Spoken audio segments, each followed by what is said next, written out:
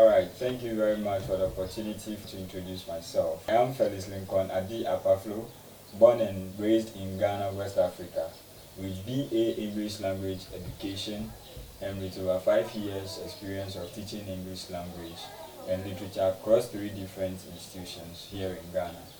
I have passion for creating an engaging lesson plan and fostering a love of learning in my students. I love to read a lot and learn about new things. My hobbies include reading, photography, acting, directing, and exercising. Alright, thank you once again. A lot of things motivated me both intrinsically and extrinsically. But one of the major things is my love for literature. My love for reading, writing, and the exploration of various texts are the driving forces behind what I teach today. This love for literature motivated me to help others develop their writing skills, reading skills, listening skills, and speaking skills. I am a firm believer that a reading person is an informed person. If my students are able to read well, write well, communicate very well, it will help them in their future endeavors. Alright, as a teacher, I always enjoyed being part of extracurricular activities that are in line with my area of interest and capabilities. One of them is the Writers and Debaters Club. Having worked as a patron for Writers and Debaters Club, I would love to coach students in developing their writing skills, critical thinking, and public speaking skills. During my time in one of my previous schools, I introduced students to one of our national newspapers called Junior Graphic, meant for students to help them read on national issues and write short notes and comments about them. There were a lot of national competitions for students, including national essay competition on sustainable development goals, where I guided most of our students to take part. One of the girls under my supervision was the winner at the district level and regional levels. At the national level, she was part of the best 10 who got a presidential award. This was a massive achievement for the girl, the school, and the entire staff. Currently, as the WDS patron in my school, I prepare students with my team to participate in the national debate competition. Currently, our school is the best in our zone, and we are working hard to be the next national champions. Another area I can coach students or supervise students is in the area of photography and acting, which is dramatization. I love to act and perform cultural dances. After my university graduation, I have been teaching English language and literature in different organizations. In my first school, from 2018 to 2020, I taught students between the ages of 8 and 14 from grade 4 to grade 9. In my second school, 2021 to 2022, I taught grade 7 to grade 8 students between the ages of 11 years and 14 years. Currently, I teach literature in English and English language at the senior high level to students between the ages of 14 and 19 years. In preparing to deliver my lesson, I have a well-structured plan that I follow, which is always in line with the curriculum to meet learners' needs. First and foremost, I have yearly scheme of work, semester scheme of work, and weekly scheme, which are narrowed down to the day-to-day activities in my classroom. After which, I consider the age limits of my learners, their previous knowledge, and the structured curriculum. I make sure I organize the lesson in a logical, coherent, and systematic manner for students to follow without difficulty. Additionally, I factor various technological tools that will aid successful delivery of my lesson. My lesson plans mostly include the topic I will treat. It also includes assessment, evaluation, as well as reflection and adjustment.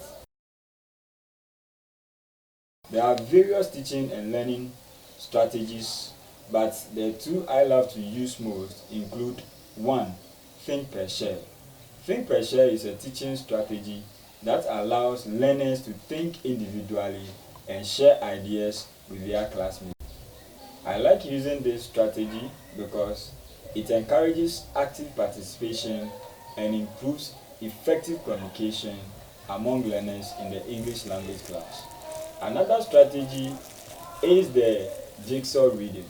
This is also a strategy where students are given a text in smaller groups, with each group member responsible for a specific section. They then teach their section to their group members. I like using this strategy because it encourages active reading, participation, critical thinking, and also helps the comprehension and retention of the text. These strategies create inclusive learning environments and critical thinking among students. Test my class. They are met with activities that foster creativity and collaboration. Students work on project-based assignments, researching and creating presentations on topics of their choice. Others are also seen writing in their journals or setting goals for themselves.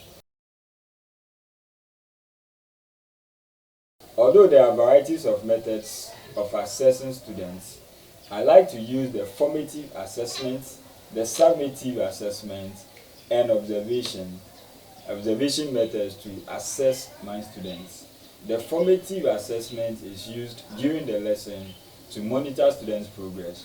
I use homeworks, class exercises, dramatizations, and quizzes to monitor and evaluate my learners. I also use the summative assessment method for my evaluation at the end of the term or semester. I use examinations and project works that are submitted at the end of the term or the semester. Finally, observation is very important when it comes to teaching and learning and assessing students. I observe the behavior of my students to know them on individual basis and to know their strengths and weaknesses, which help me to vary my teaching methods to suit their needs. I get a broader picture of the way my students learn when I use different forms of assessments. I believe technology is very essential in lesson delivery. I love to incorporate technology to enhance learners' engagement and participation in order to improve learning outcomes. I use digital presentation more often, which include PowerPoint presentation. Sometimes I use television to treat audiovisual lessons in my classroom.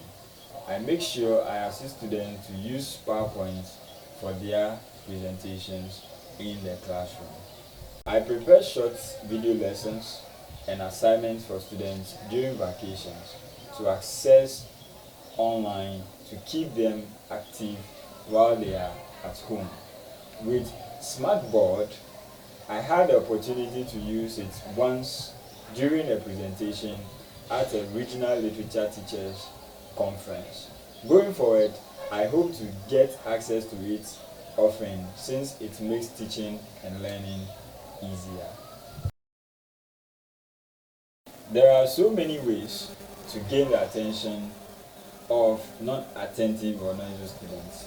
During my lessons, personally, I use eye contact and gentle nod to refocus the attention of my learners. Sometimes I walk straight to them and tap their tables to help them refocus on the lesson.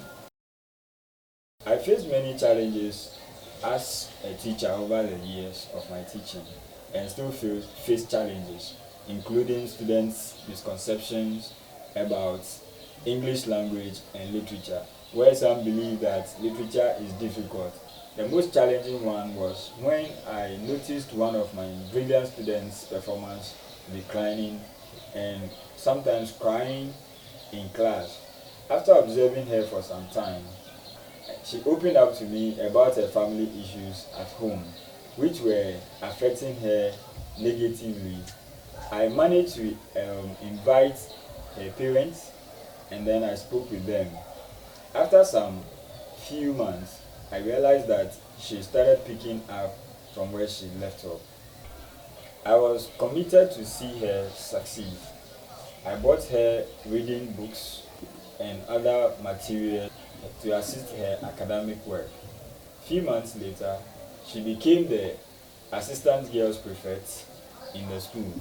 She took part in the national essay competition where she was first at the district level, third at the regional level, and eventually among the best 10 essay writers who received presidential award.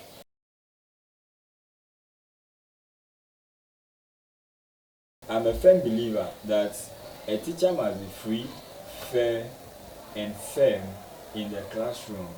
As such, I make sure that I am flexible within the context of my lesson delivery. I make changes when the need arises to increase the interest of participation in the classroom. I plan a lesson on themes of a poem with initial plan of using lecture notes, but there was a heavy rainfall which changed the mood of my students. I started the lesson, and along the line I realized that the students weren't much interested in the lesson. Quickly, I changed and spent about 5 minutes to ignite their interest in poetry. I shared white sheets to all of them and asked them to write a poem of 2 lines with a rhyming scheme, and prompted them that it would be read in the classroom. After going round to check, I asked them to add another 2 lines to make it 4. We went on until some were able to get about 10 lines. Others had 12 lines, and some also had 14 lines. I asked them to read their poems in turns, which they did with joy. After that, I asked them to give their poems a title and identify at least 2 themes from the poem. There were a lot of interesting answers that everyone engaged in. I sometimes take students out of the classroom to either read or write any interesting story that comes into their mind. I went to a class to give an exercise on descriptive essay, and I asked them to describe their school. Few minutes into the work, it was obvious that some of them were not able to bring out ideas to describe their school. So immediately I asked them to put their exercise books down and then pick their jotters or writing pads or notebooks and come out of the classroom. We went outside and I asked them to observe the school very well and write down anything that they've seen or anything that interests them or they've come across. After some time, they wrote them, and then we went back into the classroom. I asked them to use that particular information they gathered in order to write their essay.